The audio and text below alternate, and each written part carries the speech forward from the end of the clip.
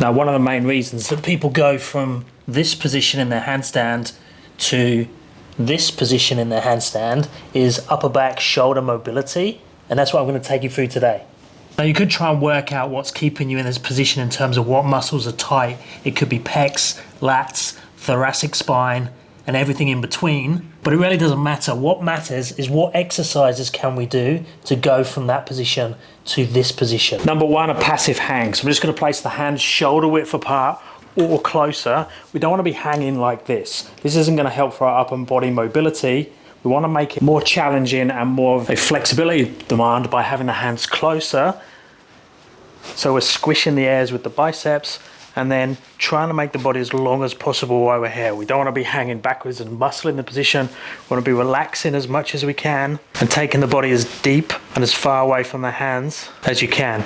And a good way of doing this is to get up to a long hang. So something between 45 and 90 seconds is a good target to have. If we go for less time, you're more likely to use muscle to hold the position. If you're not up to a full passive hang with all of your body weight yet, do exactly the same setup, but just have tippy toes on a box, but still try and lengthen as much as you can through that torso and upper body. Then we could use mobility tools. So we could use foam rollers, could use yoga wheels, we could use yoga blocks. With the foam rollers, we want to be doing both dynamic movements, so rolling, first starting with the arms crossed, then advancing to biceps by the ears, arms straight, lowering the butt and hands towards the floor, trying to get the movement where the roller is. We can hold on to barbells, stool bars, and anchor one part of the body down. We could then be more targeted, and we could keep the roller in the same position and we just move over the roller, and this way we can target each segment of the spine. So I'm mainly concentrating on where the ribs are, slowly making my way up the back,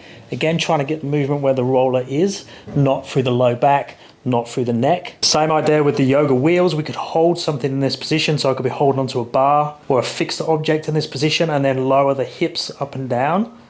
I could hold onto the wheel itself and roll over and back again. And we could do more of the static holds with a yoga block. Now the cool thing with the yoga block is it's got three sides. So we could start this way first, so mid-thoracic, so mid-upper back in that position.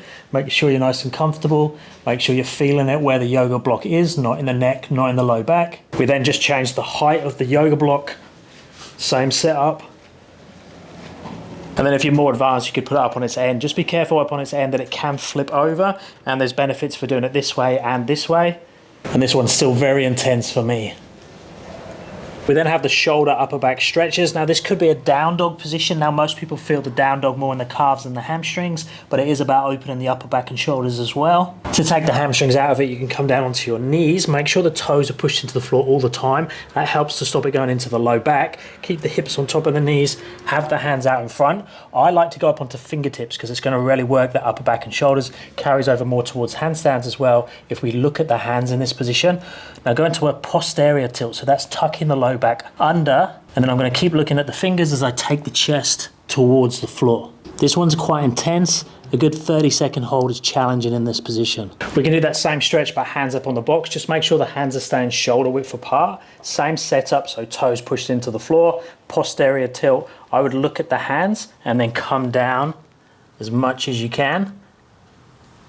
Again, you could go up onto fingertips on there. Then we have the butcher's block or the lat tri stretch. I like to hold onto a bar or have the hands between a yoga block just to make sure we don't get any internal or external rotation and we keep everything square.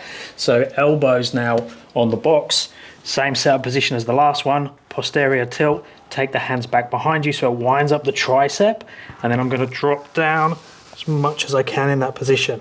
This one's super challenging for me. We then have a back bridge variation. Now with the back bridge, we need to be careful that we don't dump into the low back. We don't compensate too much and have bad positioning. And normally that comes from training this outside your current level. So I'm gonna have my feet up high because I'm not great at this one. I'm gonna put my feet on the box first, then I'm gonna push up onto my head, and then I'm gonna elevate up from there. I need to make sure that my shoulders are on top of my hands. I'm pushing away, up and away, forwards to make sure that gets in my upper back and shoulders and not into my low back. And you can do a similar variation in the handstand itself, either just on the wall, so in this position, or I can walk down to the box and push away there. Now this one does catch the low back for a lot of people, so just be careful with that one. And that's a golden rule with any of these. Just make sure whichever exercise you're doing, make sure you're feeling it in the position or the place that you're trying to feel it in. So if you're trying to open up your back and your shoulders, it shouldn't be killing in the hamstrings, in the low back, in the calves. You should be feeling it in the targeted area. And then a staple for everyone is the tuck handstand position on the wall. This one does take a while to get set up correctly, but you need to make sure that your thighs are parallel with the floor and that your shoulders are at least on top of your hands with arms straight. Ideally when you're looking down towards the floor as well. And if that's easy, you move the hands closer until it's really working those upper traps and back muscles to open you up through there. And this one is using a lot of strength as well, but it's a great exercise to open up that upper back. Just make sure that you are winding up enough when you do it. And then we can jump up and we can check our handstand line again. So ideally film yourself from the side, video next to a straight line. Close to the wall is really good so you can get an idea of how straight you are compared to something else that's very straight. But do remember, the handstand line is not just about mobility. You can get people that are very flexible that really struggle with their handstand line and they've got a big curvy body. So it's conditioning and strength in that position as well. And you can also have the opposite. You can have someone that's quite flexible, but is also very strong, and they'll muscle their handstand balance because their balance isn't strong enough. So you'll get someone that balances like this, and that's because now they're using their strong muscles to balance the handstand. As soon as they try to make it straight, they'll hold it for a second and fall down.